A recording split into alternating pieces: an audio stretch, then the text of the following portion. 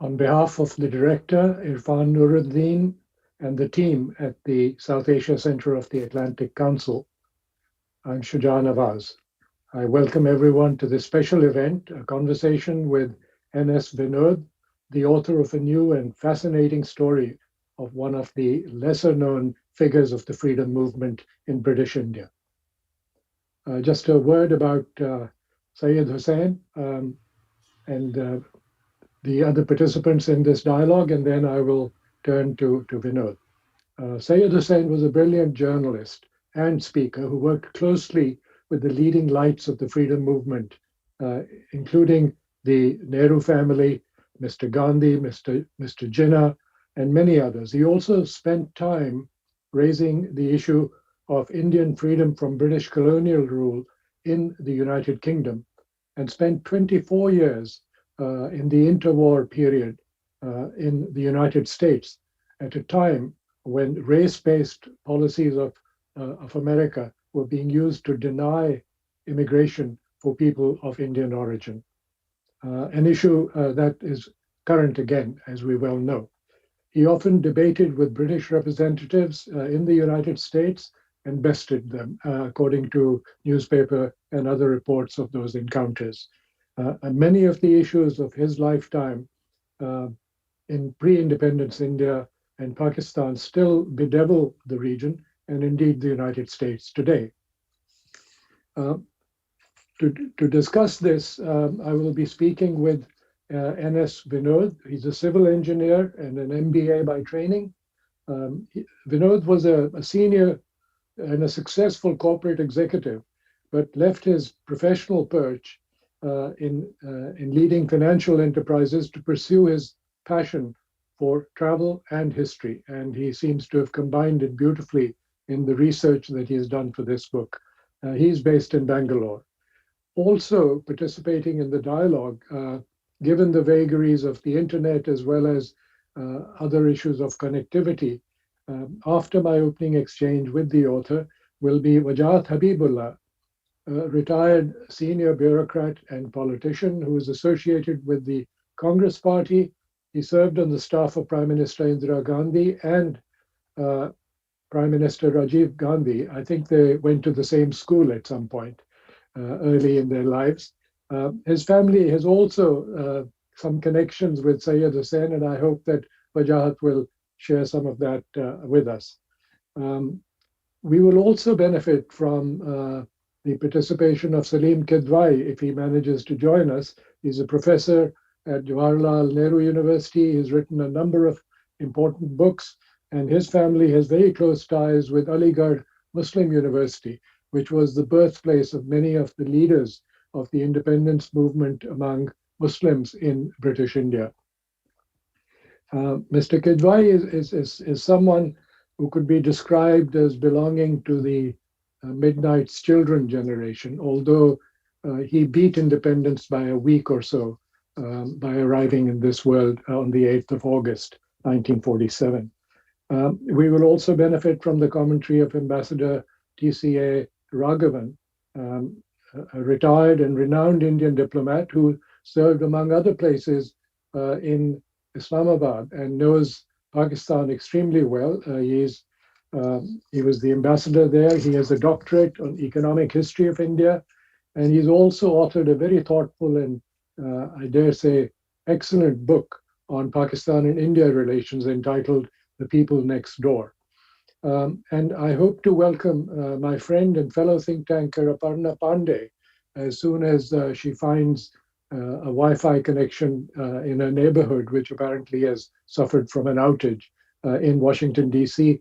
Aparna is with the Hudson Institute. She's director of the Initiative on the Future of India and South Asia, and she's authored a couple of important books on India's foreign policies and relations with the United States. Now, of course, we welcome your questions and comments via the Q&A and chat functions, and I will try to get to as many of you as possible after receiving them from my colleagues at the Atlantic Council during this conversation. Let me now turn to Vinodh, the author, and ask him on who is Sayed Hussein and what made you write this book. So, Vinodh. Uh, Thank you, Mr. Nawaz, for that introduction. And before I answer your question, let me thank the Atlantic Council and this very eminent set of panelists who have agreed to join me for this evening's session, or rather, should I say, this morning's session. So, how did I begin the book? It actually began 3 years ago in March 2018 when my family and I traveled to Egypt. And then while we were sightseeing, the guide took us to, he said, look, let me show you the tomb of an Indian envoy who's buried here. I said, okay. And then we went to this tomb. It was in a fair state of disrepair with old furniture and flex board and all that kind of thing just strewn around. It was being used as a sort of a storehouse for the caretaker of the tomb. And then when I looked at the inscription, I mean, it said Dr. Sayed Hussein, first Indian ambassador to Egypt, uh, buried here. Of course, I had heard of this gentleman from my readings much earlier on, but I was very surprised that this gentleman was buried in Cairo and not in India. And then when I started reading about this gentleman, what really emerged was a picture of a man who had contributed so much across three continents, not just to the freedom struggle of India, but for the cause of citizenship and civil rights for the Indians in the United States. A remarkable man about whom very little was known. So that actually began. I mean, I started on my journey after that, and after about 2.5 years of research and writing, very happy that the book has been published. Can you tell us a little bit about his own family background? Yes, so his was actually an illustrious family. So on his paternal side, they traced their lineage back to Persia, and his ancestors were courtiers in the Mughal court. And I think during the reign of Farooq Sayar, the Mughal emperor, and sometime in the late 18th century, the family moved to Dhaka. His maternal grandfather was Abdul Latif, one of the great leaders and educators of the Muslim community in Dhaka and Calcutta. And so Syed Hussein actually comes from a family uh, which was which had a lot of wealth, zamindars of those days, and also had a great number of educationalists amongst them. So I think this learning combined with wealth, combined with the lineage, uh, was a part of Syed Hussein's personality throughout his life. Well, he could have easily become a gentleman of leisure, like many people that belonged to some of these elite groups in British India, but he chose to become an activist, and he worked very closely with the leading lights of the freedom movement, as I mentioned, particularly with the Nehru family. So, what was his link with them? So he had his education in England, and then when he came back to India, he joined the Bombay Chronicle as an assistant editor to Benjamin Horniman. And the Bombay Chronicle at that time was a very nationalist newspaper. And Jinnah was actually the chairman of the board of governors of the Bombay Chronicle. So I mean, Syed Hussein excelled himself in journalism, particularly writing very caustic editorials about the British regime. And he came to the notice of Motilal Nehru. Motilal Nehru was based in Allahabad at that time, and he wanted to launch a newspaper of his own. He invited Syed Hussein to be the editor of the Independent. So Syed Hussein moved to Allahabad, stayed in Motilal's family's ancestral house, which was Anand Bhavan. And there he fell in love with Motilal's daughter, Sarup Nehru, who later became Vijay Lakshmi Pandit. So the romance between Syed Hussein and Sarup Nehru forms a very interesting part of my book, and I don't want to reveal too many things of that because that certainly is something to be read and not to be talked about. But that was a crucial sort of an incident in his life. Motilal Nehru and Gandhi did not approve of um, that sort of that love affair, and Syed Hussein was politely asked to get out of the country, which he did. and stayed away for almost about 2.5 decades. And then, of course, after a few years in London, he came to the United States and spent about 2.5 decades out here.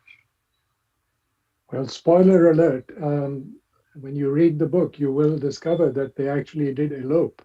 And since both Mr. Gandhi and the two Nehru's father and son, Motilal Nehru and Jawaharlal Nehru, opposed the idea of this interreligious marriage, it was brought to an end. Of course, she later on married Mr. Pandit and became a well-known political and diplomatic figure in her own right, becoming India's first ambassador to the Soviet Union.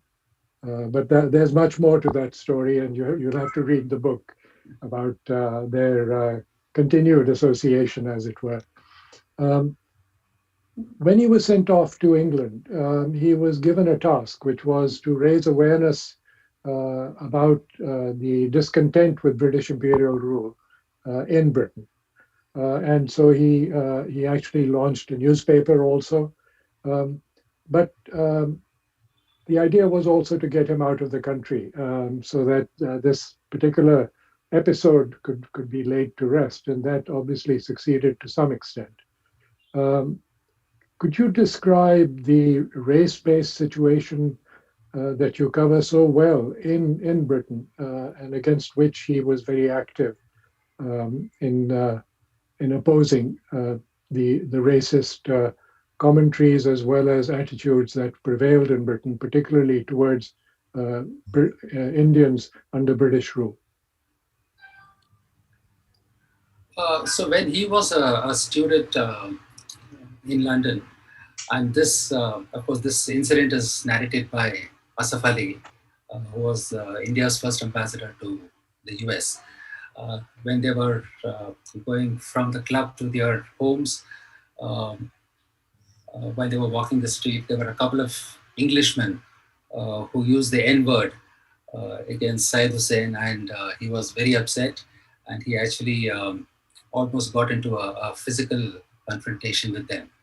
So this was one of the incidents that probably highlights the fact that he was opposed to racism in any form and took umbrage at this at the slightest hint of it.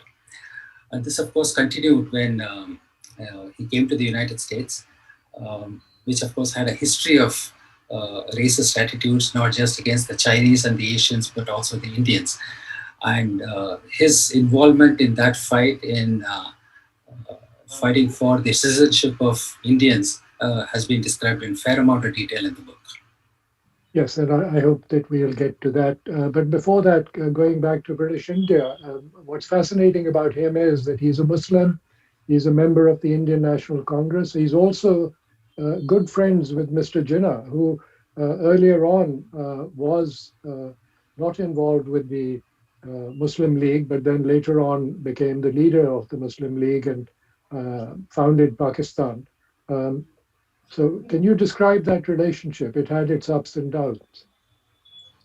So, so it was in the early 1910s, 1915s that Syed Hussein and Jinnah shared a very close relationship because both of them spent a number of years in London together. And then, of course, Syed Hussein became the editor of assistant editor of the Bombay Chronicle, of which Jinnah was the chairman of the board of directors. So Jinnah at that time was not a votary of the two nation theory at that time. In fact, the Lucknow Pact, which he agreed with Gandhi, was a landmark in the Hindu-Muslim relationship in the country. It is only subsequently that Gandhi and Jinnah fell out. But at that time, Syed Hussein and Jinnah had a very close relationship in terms of their attitude towards Indian nationalism. And in many cases, Jinnah actually opposed Gandhi's view, particularly on the Khilafat movement, saying that the Gandhi's support for the Khilafat movement was actually anti-Indian. And I think later events proved Jinnah right. For those that may not remember their Indian history, the Khilafat movement was a movement launched to try and reinstall the caliph in Turkey, which of course became a moot point when you had Mustafa Kemal Ataturk take over and turn it into a republic. Uh, Now, tell me about his visit to the United States. He left from the UK in 1921, and he had a dual role, as you've alluded. One was obviously to talk about and garner support for uh, freedom from British rule in India. And in that, he spoke many times across the landscape in the United States to packed houses and often against people that the British government had supported to debate him. And the other issue is the one of race relations, where, as you say quite rightly, a lot of people don't know that the people of Indian origin, this is of British Indian origin at that time, obviously, before independence, were being thoroughly discriminated against in terms of entry into the United States, as well as their ability, once they had become permanent residents, to acquire citizenship. Not only that, but they were deprived of citizenship. The naturalizations were canceled in many cases, and any American woman that married an Indian lost her citizenship. So, can you talk about that aspect of his work? So, as a context to his work, which began in 1922 after he came to the United States, I do discuss the background of Indian immigration to the United States, which began sometime in 1904. And then, of course, there were a series of laws that were passed by the United States and Canada to prevent immigration of Asians to the United States, or to North America in particular. The most significant one of these was the Bhagat Singh case, which was a judgment passed with the Supreme Court of the United States in 1923, which basically said that it said that Indians were not Caucasians and therefore were ineligible for citizenship of the United States. And therefore, those Indians who had already got citizenship were also forced to, actually lost their citizenship. And American women who had married such Indians also lost their citizenship as well as their property. So 1923 was a very critical year for the Indians in America, and this was this was the point at which Sayed Hussein and the other Indian activists, such as Taraknath Das, launched a movement to regain these citizenship rights for Indians. And they ultimately succeeded in 1946 when President Truman signed the Loose Seller Act, which gave back citizenship rights to the Indians, as well as a quota of 100 immigrants per year into the country. So this was a pretty long fight, which began sometime in 1923 and ended in 1946. And I should add that the Luce in the Cellar Luce Act was Claire Booth Luce, the wife of Henry Luce, the founder of Time magazine and Life magazine. So that particular act was then renewed later by something called the Hart Cellar Act that you can mention. But the final rights that the Indians acquired for immigration, like everybody else, into the United States was really in much later in 1964. In 1965, when the Hart-Celler Act was signed by President Lyndon Johnson. Yes. And so that was the Civil Rights Act, as it were, which allowed them to have the same rights as other people. Till that time, only 100 Indians a year could enter the United States. Of course, back in British India, a big element of the freedom movement, and now I'm going to come to Wajahat Habibullah, was the parallel, and then later the conflicting parts of the Congress Party and the Indian Muslim League. And this divided the Muslims of India. So I'm wondering if Wajahat, you could comment on what led to this schism. and what effects were of this schism on the eventual partition of British India. And of course, your own family was divided as a result. Well, the schism, I mean, these are facts of history, so I don't tend to dwell on them. But the point is that, as you know, after the time that Mr. Muhammad Ali Jinnah left for England in 1922, he had been a leader of the Congress Party and considered earlier on to be a beacon of this future leadership. When he came back in 1936, his attitudes had changed. Now, you mentioned that we had the family knew of Sayed. We knew of Sayed Hussein, yes, but we really didn't know him. I mean, he was not part of, although we had common friends in the sense that Gandhi, the Nehrus were friends of my grandfather. My grandmother was a member of the Muslim League. She joined the Muslim League because of her, and she was close to Jinnah. She was the founder of the women's wing of the Muslim League during their Patna session. But by then, the division had already taken place. But she fought the election of 1937 also. And you remember that was fought jointly with the Congress and the Muslim League in alliance. And then the consequences of that election are now points of history, and there would be no point in my dwelling on them. But this, so far as relevance to Sayyid Hussein is concerned, there was the at that time one had friends like that.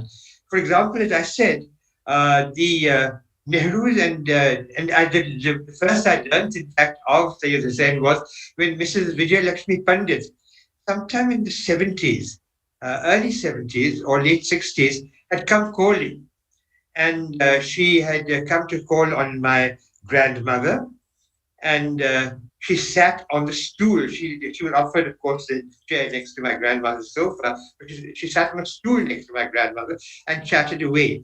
And it's after that that my grandmother said that in response to some questions that I asked her, she said, "कहते हैं कि उससे शादी हुई." That I have heard that she was married to Sayed Hussein. She herself was not very sure, nor she participated in any such wedding. But she simply said that. That is the closest that I ever came to knowing of Mr. Sayed Hussein. But yes, as Mr. Vinodh has said, that my grandmother, in fact, had been a supporter of the Khilafat movement. And Panditji himself, in his book Discovery of India, has discussed in detail the concepts of Maulana Muhammad Ali and Shaukat Ali. Muhammad Ali Jauhar, you know, is the founder then of the Jamia Millia also. But that was the kind of atmosphere at that time. There was a lot of intermingling. There were common friends. But of course, we know that it finally all ended up in action. Thank you. Let me ask Ambassador Raghavan, who has written, as I said, a great book on what led to partition, as well as the differences between Pakistan and India after independence, after 1947. But in this earlier period, Ambassador, could you talk a bit about what was it that led intellectuals like Sayed Hussein, who were Muslims, to speak not only for independence from British rule, but also to choose a secular path for that independence? Thank you very much, Shuja Nawaz Saab, for inviting me to this discussion. And can I begin with congratulating Mr. Vinodh for a really wonderful book. And I would like to say that I enjoyed it particularly because 70 years after our independence, it is good that we are learning more about very important figures who otherwise do not figure in the meta-narratives because of larger-than-life great leaders like Mahatma Gandhi, Subhash Chandra Bose, Jawaharlal Nehru, and many others. So I was really, first of all, greatly appreciative that this book has filled a big gap in my knowledge, because as Habibullah Saab said, one had heard about this early infatuation of Vijay Lakshmi Pandit, and that there was always this kind of talk that she had married somebody and possibly married a Muslim. But reading this book really satisfied that curiosity, but also gave a deep insight into what was certainly a very important fit. And in many ways, we probably didn't use that term then, but uh, Sayed Hussein certainly would qualify as a public intellectual because he was someone who reflected very deeply on his times. Now, the question you asked is something which I have often thought about and reading about in this book, The Forgotten Grave of an Ambassador. I'm reminded of another grave in London, which is of Ambassador Azim Hussein. Now, Azim Hussein, like Sayed Hussein, uh, really had, if you look at it in terms of what was happening in 47 in India and his own background, should not have opted for India and joined the Indian Foreign Service. He was a ICS officer, Azim Hussain, of the Punjab cadre. He was the son of Sir Fazli Hussain. He must have owned massive properties in Punjab. His entire family lived in Punjab, in Lahore. But he chose to serve in India, very much like Sayed Hussein, whose most of his family, as Mr. Vinodh brings out, went to Dhaka or Karachi, did not stay back in India, but he chose to. And I think, and there were many others like him, and certainly these were not exceptions, although it must be said that a very significant section of the educated upper class Muslim elite of North India chose Pakistan, but many did not. And I think this is the significant point. And the ones who did not did so after a great deal of thought, and certainly, as is brought out in this book and also in the case of Azim Hussein's own life history, after a great deal of thought, and it was a careful choice. And they made that choice out of a certain adherence to a principle that the division of the subcontinent or the division of India was not a solution to the issues which existed within the Indian polity at that time. So I think with Mr. Sayed Hussein too, it was that conviction that partition was not the answer that made him choose India. I think we could discuss this at great length, but this is certainly my sense of the man after reading this wonderful biography. Thank you. And maybe I can turn to Majad Habibullah and see if he would like to add a bit more about that, because he and his family certainly belong to this group. Well, certainly, and I have, of course, in my own book, which I've written recently on my years with Rajiv, I've called it my having served with Rajiv Gandhi, I also dealt with this issue at considerable detail. I think it is important to remember that there were two important trends in Indian thought, in Indian Muslim thought, that preceded partition. And one was symbolized by, of course, Maulana Azad, who was a Maulana, mind you. I mean, he was a cleric. But his speech at the, I think it was at the Lahore Congress, he talked about the role of Muslims in India, really expresses the dilemma that faced Muslims in those days. This was as late as 1940, just 7 years before India was actually partitioned. But as Mr. Raghavan says, this was a choice, and of course, Azim Hussain, he's mentioned, Azim Hussein's brother, the brother's son, was married to my first cousin. But also Azim Hussein's properties, of course, were there in Punjab, but there were large sections, and Fazli Hussain is buried in Bhatinda, which is now part of Punjab, but it is part of India, where they had large properties, but which they lost because that was declared evacuee. But yes, there was a very large uh, section of the Muslim thinking community which actually preferred my own father, of course, who went on to be the founder commandant of the National Defense Academy. After very careful thought, both my father and my mother was a Hyderabadi and a very conservative upbringing. My father, of course, was educated in England, so he was perhaps able to take a more dispassionate view of partition. But my mother would certainly belong to an Orthodox Muslim family of Hyderabad.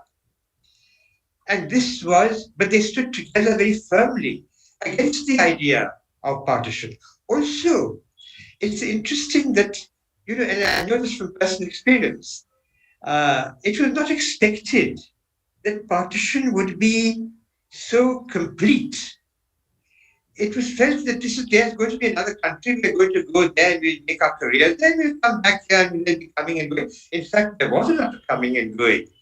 Up to the time that my grandmother lived, the sections of my family which lived in Pakistan usually made a kind of annual pilgrimage to Lucknow, where we got together, but not only to Lucknow, they all also visited Karakwasta, where my father was commandant. Mind you, Karakwasta is a tri-service academy where a number of commanders-in-chief of the Indian Army, starting from those who were trained in 1953 up to 1960, actually graduated.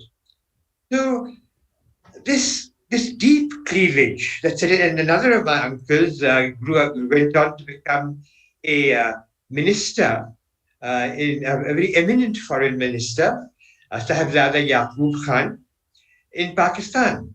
My own wife had her origins, was born and brought up in Pakistan, was a colleague of Benazir Bhutto in school in the convent of Jesus and Mary. So that was, of course, the division that really affected the Muslim community. And Sayed Hussein was part of that, as can be seen. As you probably know, Sayed Hussein was a Bengali, and Bengal was the first state which threw its lot behind the Muslim League. For a long time, it took a long time for Mr. Jinnah to win Punjab over to the Muslim League, which is, of course, now the bedrock of Pakistan. But Bengal was one of his early supporters. And that is why the thinking of Sayyid Hussein is so important. Because I think it reflects the kind of thinking of a distinct Muslim elite, I think felt very let down by the idea of partition. And I do know that my father had, and I've written of this also, my father had approached his colleagues in the army, senior military officers who then later went on to become commanders-in-chief like General Dimaya and General Kumara Mangalam, to tell them in fact to disobey the orders for partition of the army. And Uncle Timmy, who as I called him General Timaya, told him, but Bubbles, that would amount to mutiny. That is the story of partition. Thank you. Well, obviously, your family history is like a social map of not only pre-independence but post-independence British India, and I can assure you, without divulging identities, that some of your cousins are now actually watching you speak on this topic. So thank you, Vajad. Let me go back to Vinodh, and before I do that, let me remind everyone else who's watching that this is a good opportunity for you to think about the questions that you have for us and add them to the discussion. We'd be happy to get to them as soon as I get those from my colleagues at the Atlantic Council. Let me ask Vinodh, if he would, to take us back to the situation in North America, because there's a rather fascinating story that you tell about the enterprising would-be immigrants from British India who went to Hong Kong and purchased or rented a ship called the Komagata Maru, and headed for Vancouver. Can you tell us what happened? Pick up the story. Sure. And in fact, I think is one of the highlights of the Indian American immigration story. And this was a direct consequence of Canada passing what was at that time termed as the continuous journey rule. So to prevent Indians from coming into Canada, the Canadian government passed a rule saying that any immigrant who comes into Canada should have had a continuous journey from his place of birth into Canada. And most of the Indian immigrants would travel from, let's say, Punjab or Calcutta, go to Hong Kong or one of these Asian ports, change a ship, and then go to Vancouver. So it was not a continuous journey in that sense. So when this rule was passed, there were many immigrants who were not let into Canada, so they had to actually fight a legal battle in the Canadian courts. And there was this very enterprising Sikh businessman called Gurdeep Singh in Hong Kong, who decided to test the legal waters, so to say. So he chartered a ship in Hong Kong and then put all these Indian immigrants, and there were almost over about 300 Sikhs, about 25 odd Muslims, and an equal number of Hindus. He put them on the ship, and from Hong Kong he went to Shanghai, picked up another few would-be immigrants, went to and then landed in Vancouver. So he landed in Vancouver sometime in May 1914. And the Canadian immigration authorities stopped the ship and told these people that, look, you cannot come on board because you have not performed a continuous journey from your place of birth into Canada. So these 300 odd Sikhs were made to stay on the ship for a period of 2 months.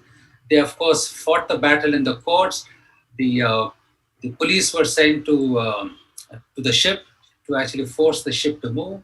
So these 300 Sardars who had actually retired from the British Army and had served in Singapore and Hong Kong, actually fought the police and drove the police back.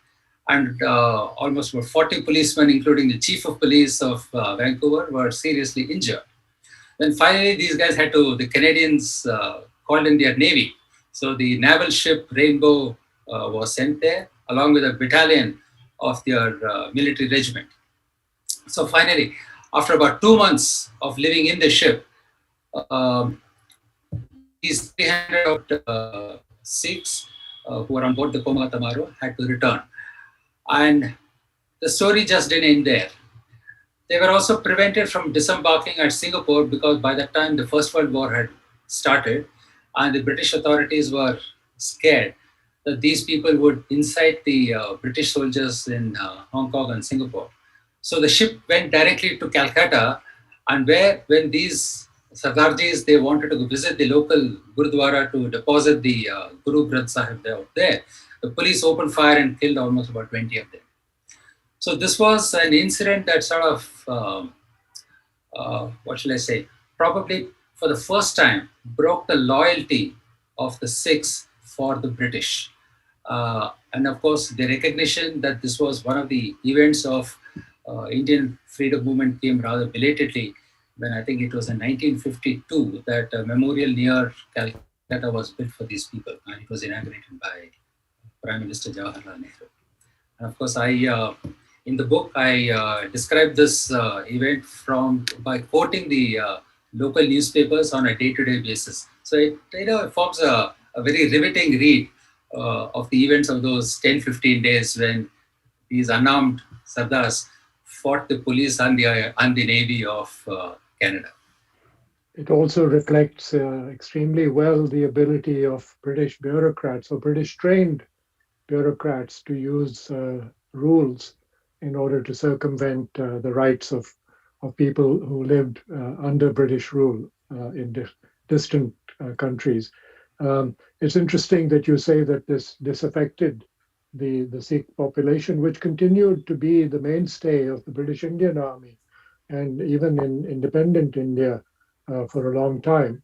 But as Bajat Habibullah was also talking about the division among the elite Muslim community in India between choosing Pakistan or staying on in India, this happened also during the Second World War, when officers and Jawans or soldiers of the Indian Army, the British Indian Army, actually formed the Indian National Army under Subhash Chandra Bose.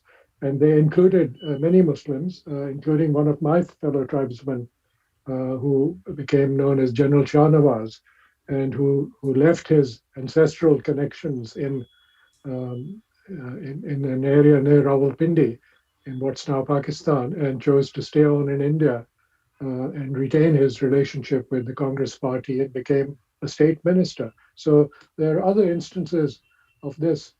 My question to Ambassador Raghavan at this point would be, to what extent was this kind of secular approach of people like Sayed Hussein, or to what extent would it affect the thinking of Muslims in India today when they face the challenge of the amended Citizenship Act? Is it creating some difficulties? Well, the answer to that question depends a great deal on where you stand uh, in terms of different political divides.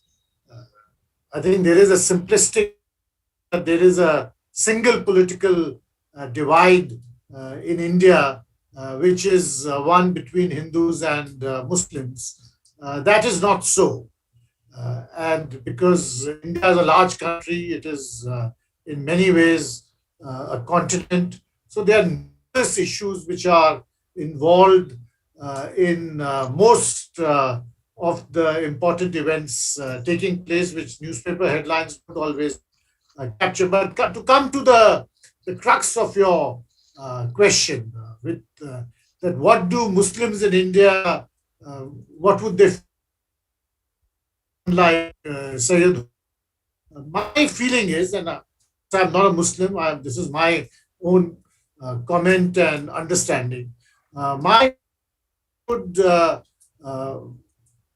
both uphold and also praise him for the stand he took, and many others like him took, because certainly in the view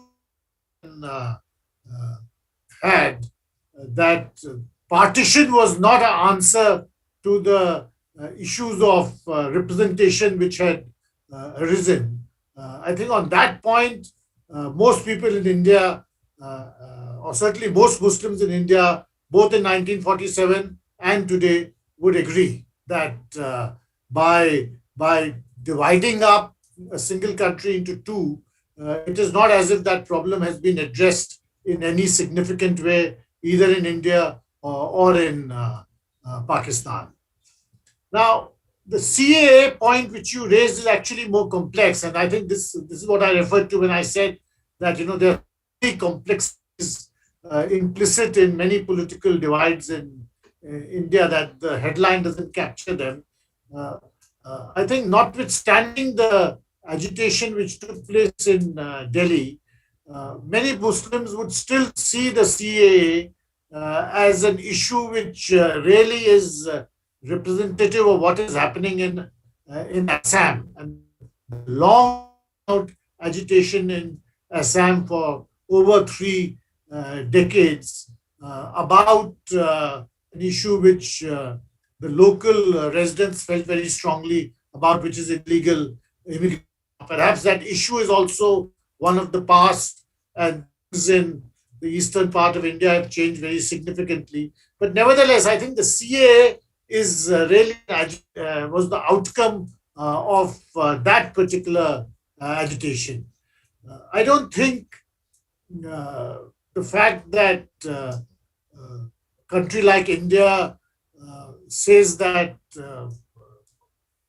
minorities in Afghanistan or in Pakistan or in Bangladesh should be coming to India, I don't think that's a significant factor in how many Muslims would think. Many would disagree with me, but this is my understanding of it. Well, you're an extremely well-informed observer, and of course, in this particular issue, as you say, that it is more facing east, and it's not just Assam, or perhaps in the politics and the economics of Bengal, West Bengal, also in terms of its relationship with people from Bangladesh who may have come into India over the years. and settled in Bengal. Let me bring in a comment from one of our audience. This is not a question, but a comment, and I'll read it. It says, I wanted to emphasize the importance of communications and the press in the nationalist story, in which the protagonist of this book, Sayed Hussein, also played a part. Maybe I can have Bajat say a few words about the role of the press and the media. And I know that you've dealt with the media in your various incarnations, whether you were in Kashmir or even in the United States at the Indian embassy here. Uh, what do you think has been the effect of the media on the issues that Sayed Hussein raised, as well as the issues that Raghavan was referring to earlier? Well, I suppose the my direct reaction with the media would be as having been the first Chief Information Commissioner of India, where, of course, the relationship with the media or the citizenry would be one of ensuring that transparency and accountability stood out. And transparency and accountability, of course, as you know, are the role of the media, acquiring transparency and accountability. Yes, well, you see, the opening up of the media has this salutary effect that the truth can be accessed. But when I'm saying can be accessed, I'm not saying is accessible. Why? Because unfortunately, you have the parallel growth of social media. And we do know that violence, rioting, the movement which against Tibetan refugees in South India, these were all motivated or brought about by a misinterpretation of the facts, or pure lies propagated through the social media. So now the question that has been put by one of the members of your audience doesn't have a very easy answer, I'm afraid, in my eyes. It has opened accessibility, it opened opportunity. But the question is, has it actually provided the truth, the reality? I would not venture an answer. I think I would agree. There are always two sides to truth, and as a journalist myself by training, I can say that it is always an attempt to present as much of the information as possible in a manner that the audience can make up its own mind. Let me ask Vinodh if he would share with us a little bit about what happened to the tomb of Sayed Hussein in Cairo after he raised such a fuss about it. There is an India-Pakistan connection to this story too. So, Vinodh, over to you. So during my research, I happened to contact Mr. Syed Iqbal Ahmad, who was a nephew of Syed Hussein, and he was based in Dhaka. And he gave me the family history, and which I have, of course, mentioned in my book. So one of Syed Hussein's sisters, her daughter was Shaista Ikramullah, and Mr. Ikramullah was the first foreign secretary of Pakistan. And Shaista Ikramullah was a part of the Constituent Assembly of Pakistan and was also later ambassador to Morocco, Pakistan's ambassador to Morocco. Her daughter is belongs to the royal family of Jordan, is Princess Sarwat Al Hassan, and Prince Al Hassan is the younger brother of King Hussein.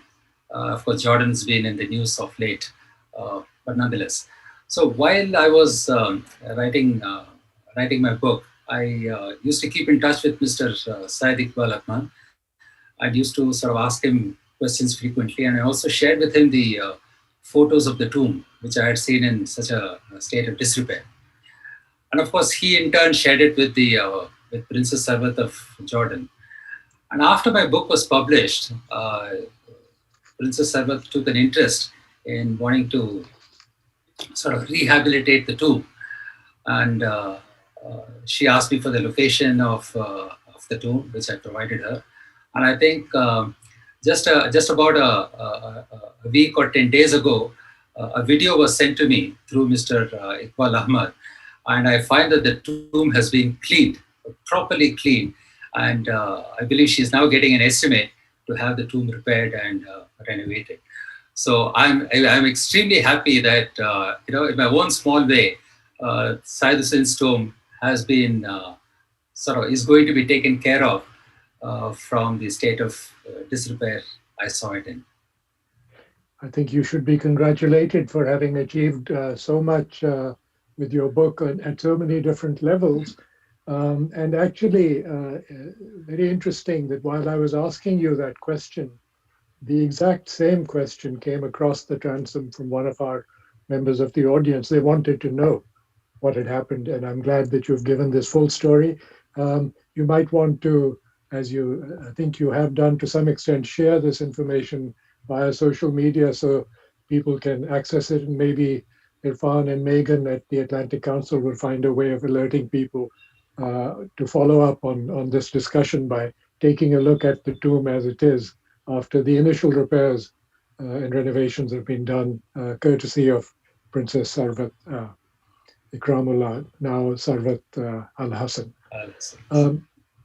Thank you very much, Vinodh, for writing this book, for sharing the life of Sayed Hussein with the rest of the world.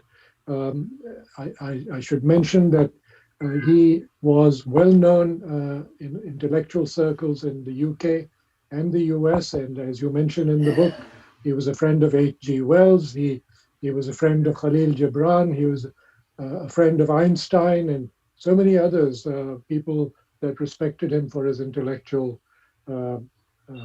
heft and his contribution to understanding what was happening in British India at that time.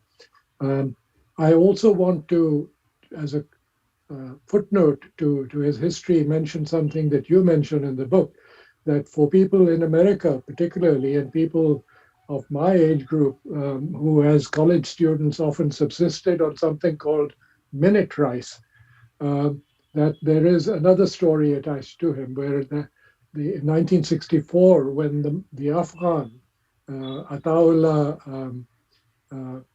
Durrani, Ataullah Ozai Durrani, who passed away, left in his will instructions that in memory of his dear friend Sayed Hussein, he wanted to endow a fellowship or scholarship at Harvard, where the study of spiritual and mystical poetry from India and the area that's now Pakistan would be studied. And the first professor in that position was Anna Maria Schimmel, who is well known to people in Pakistan, particularly in Lahore, for her work on the poetry of Iqbal and others. So his influence remained well after his death, and it's a suitable testimony to how high the regard of people that he interacted with, including this Afghan friend who left this bequest in his name. So I would like to thank you, Vinodh, Wajahat, and Ambassador Raghavan, and I'm sorry that due to circumstances beyond our control, we missed getting a connection with my friend Aparna Pandey, as well as with Salim Kidwai. But I hope that our audience will get a chance to read this book and that we will hear from you in due course. I want to thank everyone, and on behalf of Irfan Nuruddin and his team, thank you for joining us. Thank you. Thank you. Thank you.